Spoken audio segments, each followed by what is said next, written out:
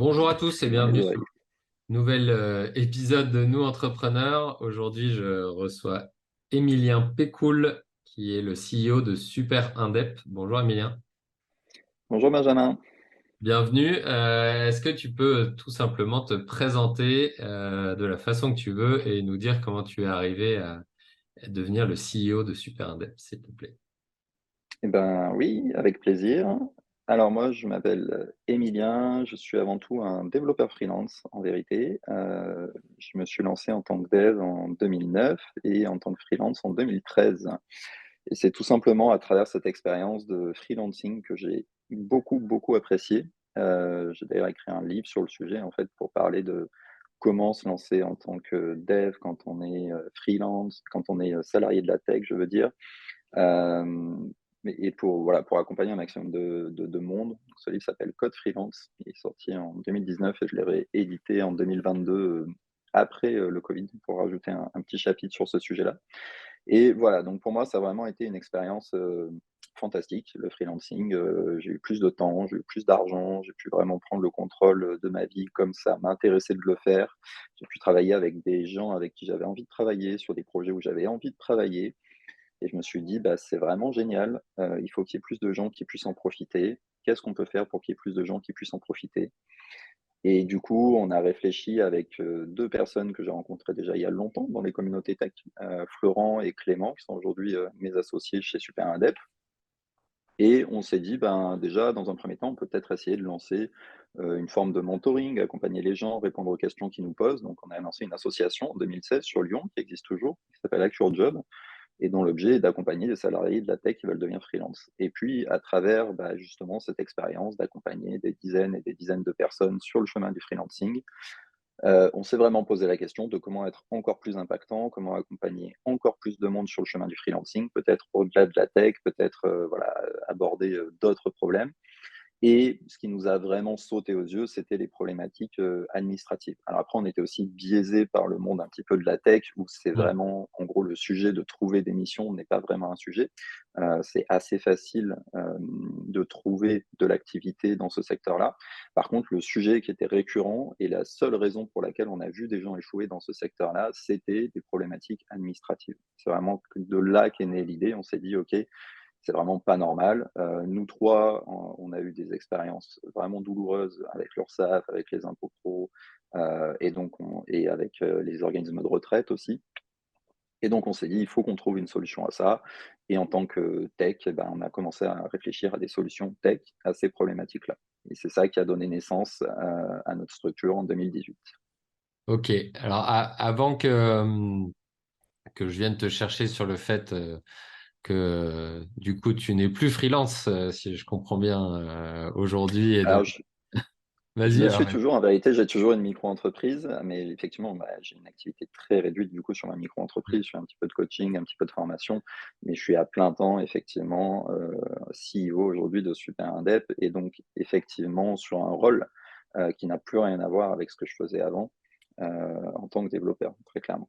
Voilà, donc on reparlera de ça juste après. Avant ça, est-ce que tu peux nous dire du coup, on a peut-être pu le comprendre un peu à travers ce que tu viens de dire, mais qu'est-ce que Super Indep, à qui vous vous adressez spécifiquement et quelle est votre unicité? Super Indep, c'est, pour le comprendre en 2 secondes, l'équivalent de ce que vous attendriez d'un comptable quand vous êtes auto-entrepreneur. Ça, c'est le point. Et en fait, le secret qu'il faut comprendre derrière ça, c'est que les comptables ne gèrent pas les auto-entrepreneurs, parce qu'ils n'ont pas les outils, parce que justement, ça a été pensé pour qu'on n'ait pas besoin de comptables, c'est-à-dire qu'on n'ait pas besoin de bilan et de liasse fiscale en vérité, ce qui est les 2 principaux, produits en fait que proposent en général les comptables. Et donc, sans ça, ils sont un petit peu, embêtés. Ils sont pas forcément équipés pour faire les déclarations URSSAF. Ils peuvent faire les déclarations de TVA, mais du coup, ça fait cher de payer un comptable juste pour des déclarations de TVA.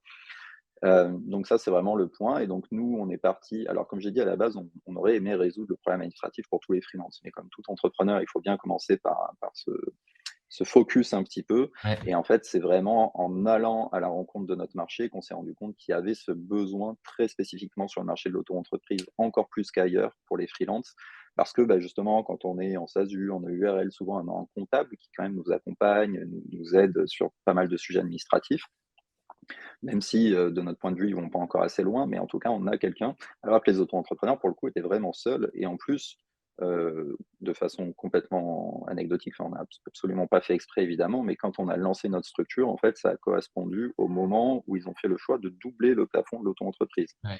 Donc, pour rappel, on est passé environ de 36 000 € de CA possible à plus de 72 000. Ce qui avait plusieurs conséquences. La première, c'est que déjà, ça ouvre ce statut à tout un tas d'activités qui avant ne pouvaient pas l'envisager, typiquement des devs, par exemple.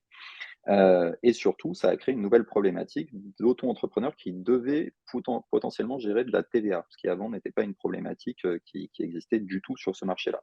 Et donc, bah, en fait, on est vraiment parti de cette problématique-là et on a construit un produit, un service autour de cette problématique et exclusivement pour cette population, effectivement, d'auto-entrepreneurs.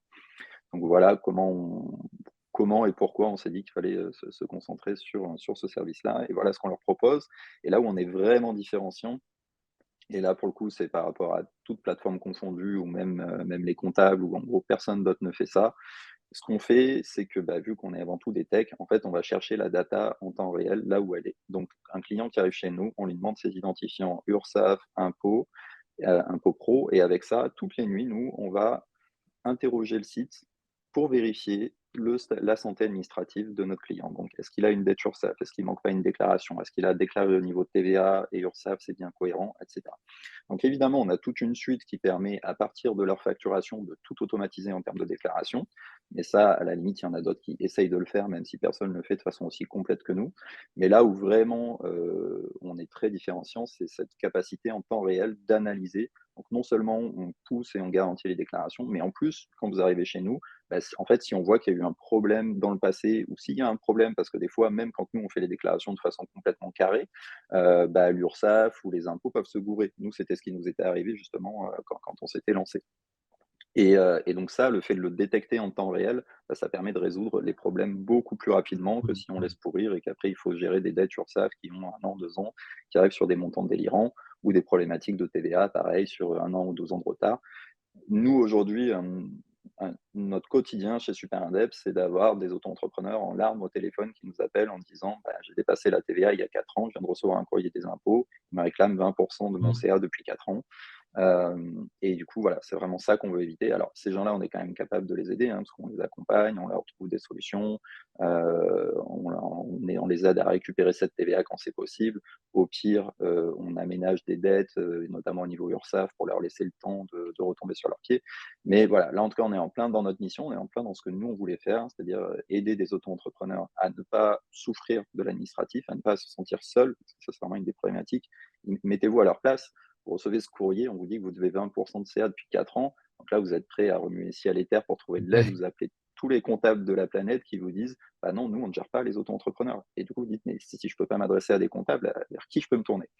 Et là, vous pouvez vous tourner vers Super Indep. Voilà. Ok. Donc, ce que j'entends, c'est que c'est une solution qui est orientée donc, vers les freelances auto-entrepreneurs. Je te reposerai la question après sur la différence entre les deux.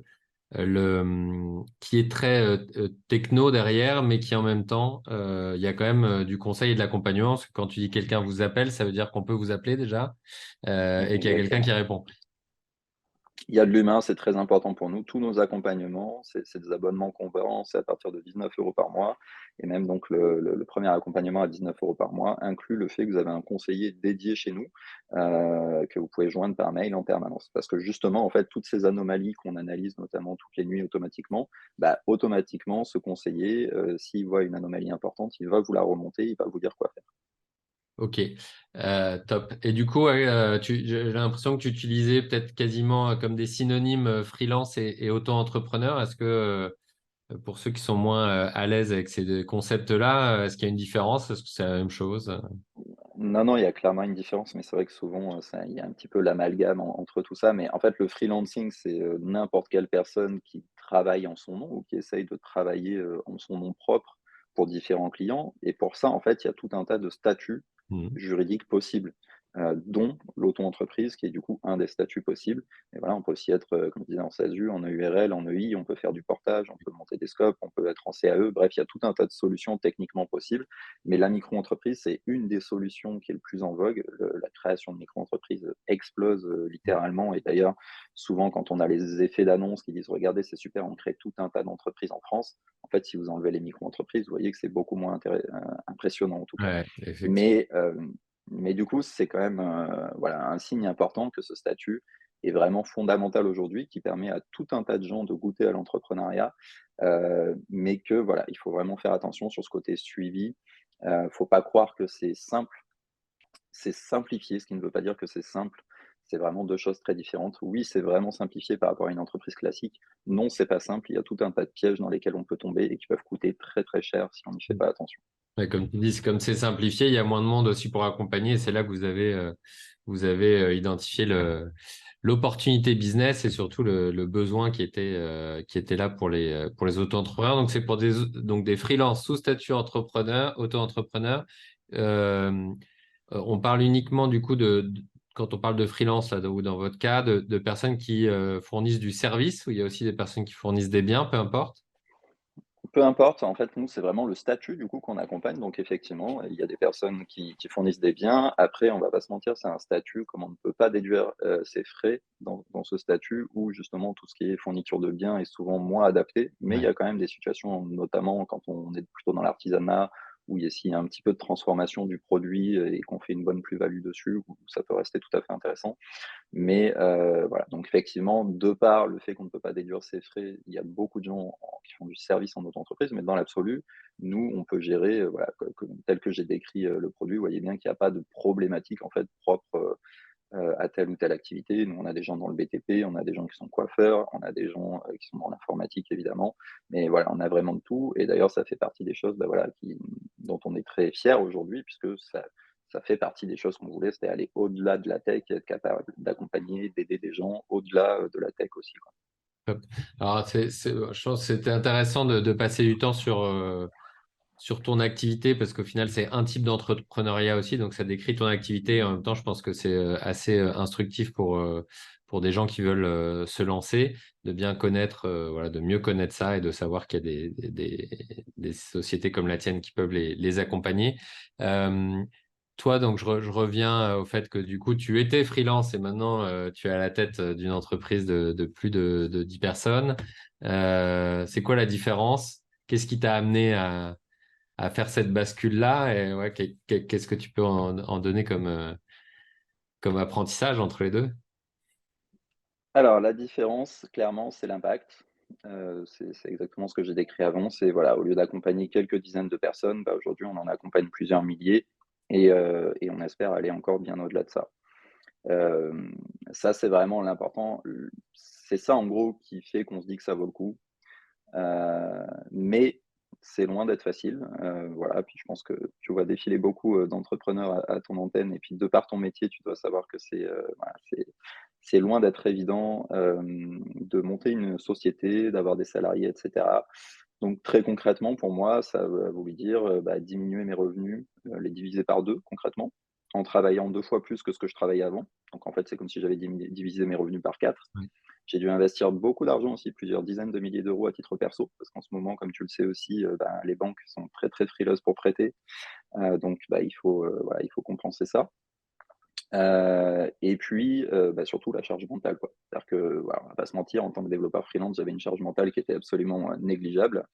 Et aujourd'hui, bah, oui, quand on est à la tête d'une société, qu'on doit, gérer des gens et puis en plus, à titre personnel, j'avais en plus ce petit défi supplémentaire de sortir complètement de ma zone de confort puisque entre, bah, représenter une entreprise, vendre un produit ou, développer un produit d'un point de vue tech, forcément, c'est pas du tout le même métier, même si, ça on trouve des similitudes, mais voilà. Donc mais encore une fois, ce qui fait que, bah, que tout ça vaut le coup, c'est l'impact, c'est ce qu'on en fait et c'est ça qui nous fait nous lever le matin, c'est les mails de remerciements qu'on reçoit, c'est les gens, qu'on arrive à aider à sortir de la panade et voilà et on veut continuer à passer ça à l'échelle. Ok, donc effectivement, ouais, Des problèmes, on dit souvent quand on passe au final on a un modèle qu'on appelle l'échelle de l'entrepreneur, où on considère, voilà, tu as le fait d'être à ton compte, donc indépendant, freelance, effectivement, quel que soit le statut juridique. Puis après, tu deviens manager et potentiellement à ce moment-là, tu gères des problèmes que tu n'avais pas quand tu étais tout seul. Mais ça permet idéalement d'arriver à une étape suivante où tu as effectivement une entreprise qui a plus d'impact, qui peut aussi tourner de manière rentable sans toi. En tout cas, ça peut être un des objectifs. Et ça s'apprend, c'est des compétences différentes. Comme tu dis, ton quotidien, j'imagine, est assez différent aujourd'hui de quand tu étais freelance. C'est certain. Ok. Comment est-ce que tu te projettes et tu projettes Super Indep sur l'avenir là. Bah, nous, ce qu'on souhaite, c'est en fait 2 choses. Nous, ce qu'on se dit souvent, c'est que de toute façon, on essaye de créer déjà la structure dans laquelle on aimerait travailler. On aurait aimé travailler, parce qu'en fait, c'est aussi une des raisons pour lesquelles on s'est mis en freelance, hein. C'était pas juste, par plaisir, c'est parce qu'en fait, à un moment donné, on s'est dit, «Bah, OK, j'aimerais bien travailler dans tel type de structure, avoir tel type de projet, apprendre tel type de compétences» et comme on trouvait ça nulle part, bah, finalement, c'est pour ça qu'on s'est mis à notre compte. Donc c'était plutôt par défaut, en Mhm. vérité, à l'époque, qu'on a fait ça. Et donc, on a vraiment envie d'essayer de proposer, bah, l'entreprise dans laquelle nous, on aurait aimé travailler. Alors évidemment, c'est toujours pas une entreprise parfaite, mais en tout cas, ça veut dire que c'est une entreprise où on essaye de vraiment mettre beaucoup d'empathie, beaucoup de confiance dans nos collaborateurs.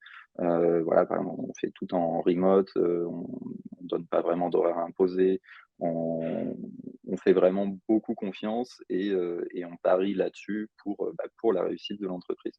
Et donc, bah, nous, comment est-ce qu'on se projette? Bah, on espère continuer à faire passer à l'échelle, ce modèle-là, hem, être capable d'être rentable l'année prochaine. Donc ça, c'est un de nos objectifs puisque du coup, on avait finalisé une levée de fonds, fin d'année dernière.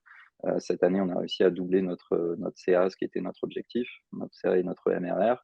Et du coup, bah, l'année prochaine, l'objectif, c'est de réussir à atteindre la rentabilité pour que derrière, justement, on puisse, bah, sereinement envisager la suite et se demander justement ce qu'on aura envie de faire. Est-ce qu'on veut encore plus grossir peut-être via une autre levée et peut-être, du coup partir sur des produits un petit peu annexes ou, bah, finalement garder ce rythme de croisière qui conviendrait à tout le monde et continuer à être de plus en plus rentable. Bref, tout pourra s'explorer, mais en tout cas, l'année prochaine, l'objectif, c'est vraiment d'atteindre cette rentabilité et aujourd'hui, tous nos efforts vont dans ce sens-là.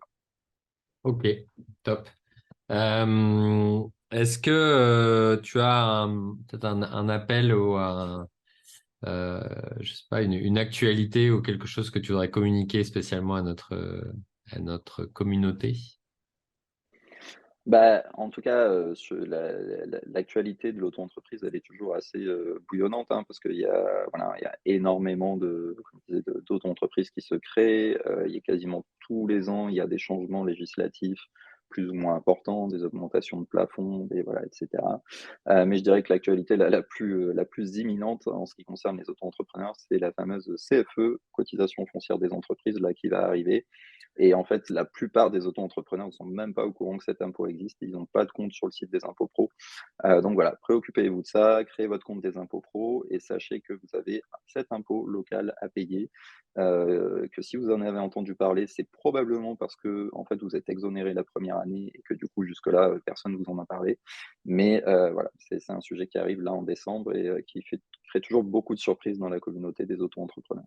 Ok, donc j'imagine que ça, on peut trouver des informations sur votre site ou quel est le meilleur moyen de te On peut trouver contacter des toi, de informations. contacter Super Indep? C'est quoi les meilleurs canaux aux gens? Honnêtement, le plus simple, c'est d'aller sur superindep.fr. Vous pouvez cliquer sur, «Être appelé» et vous aurez, une sympathique conseillère qui reviendra vers vous, et à qui vous pourrez poser toutes vos questions et effectivement, sinon on a énormément de contenu. On a un blog donc sur Superindep, évidemment et on a une chaîne YouTube aussi très complète où toutes les semaines on sort un petit tips de quelques minutes sur la gestion de votre auto-entreprise. Donc effectivement, spoiler alert, dans les semaines qui viennent, ça va certainement parler de CFE. Ok. Une dernière question que je t'aurais pas posée et un sujet que tu voulais aborder, qu'on n'a pas abordé.